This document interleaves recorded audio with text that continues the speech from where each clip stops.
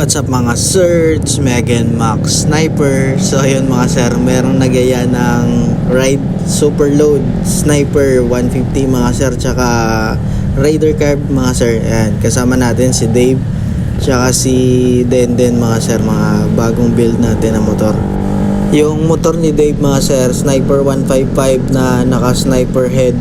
Tapos ito si Mark mga sir, ayan, naka BBA delete na setup mga sir. Sniper cams yung gamit natin sa kanya. Yung makakasabay natin, super load na sniper tsaka Raider Carb, tsaka meron din silang kasamang Raider FI na stock. Tapos merong R3 din silang kasama mga sir. Subukan natin kung makakasabay tong bagong build natin na mga Sniper 155 mga sir. Yan, subukan natin kasi malalakas yung mga motor nila. Yung Sniper 155 na kulay blue mga sir, 63 big valve stock stroke lang yung setup niya. Tapos yung Sniper 155 na gray, naka 65 sniper head yung setup niya mga sir, naka hybrid. Yan, kasabay na natin ngayon yung gustong tumesting mga sir. Yan, yung Sniper V1 super load mga sir, yan nakakasabay natin. Try natin sa Sniper 155 tsaka sa motor ko. Alright, let's go.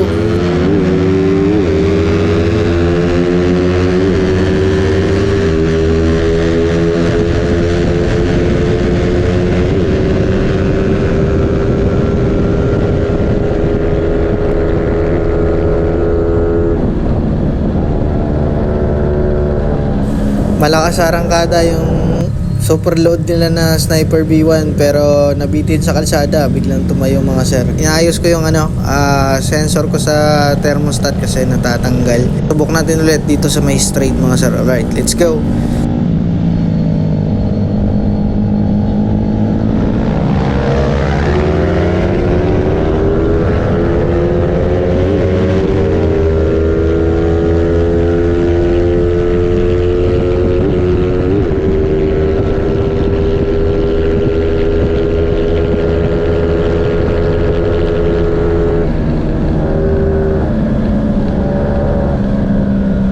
Halos dikit lang yung motor namin mga sir, kaso may clip pa lang yung kalsada. Subukan natin sa mas mahaba para malaman natin kung sino yung dudulo tsaka kung sino yung merong mataas na top speed mga sir. Ayan, dito sa waswasan zone, ayan, makikita natin mga sir. Ayan, sabayan natin yung R3 tsaka yung mga motor nila, paunahin natin sila mga sir. Dito natin malalaman kung kaninong motor yung dudulo mga sir, kasi medyo mahaba-haba tong kalsada, mga nasa 3 kilometrong straight mga sir. Yan, tingnan natin kung sino yung dudulo tsaka kung sino yung magta-top speed mga sir. Ayan, tingnan natin kung makakasabay yung mga motor namin sa R3 mga sir.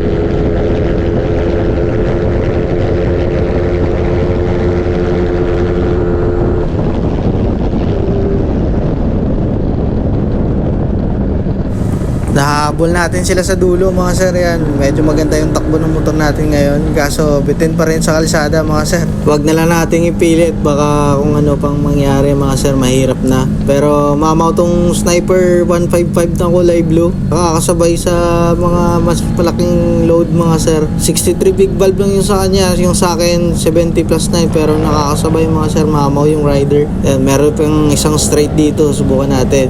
Si Bander, gigil na yan mga sir, makahabol.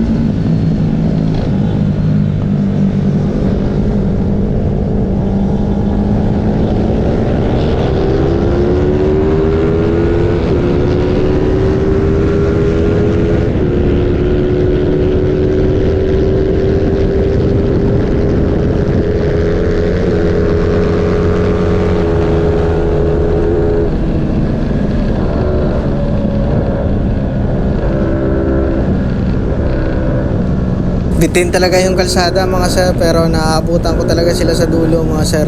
Pero mamaw din tong dalawang Sniper 155 nakikipagsabayan kahit under CC mga sir. Malapit na kami sa bypass road mga sir. Doon natin talaga malalaman kung kaninong motor yung dudulo mga sir, kasi malapad yung kalsada at saka walang dumadaan mga sir. Yan, malalaman natin dito sa bypass road kung kanino yung motor yung magcha-champion mga sir. Yan, nandito na yan.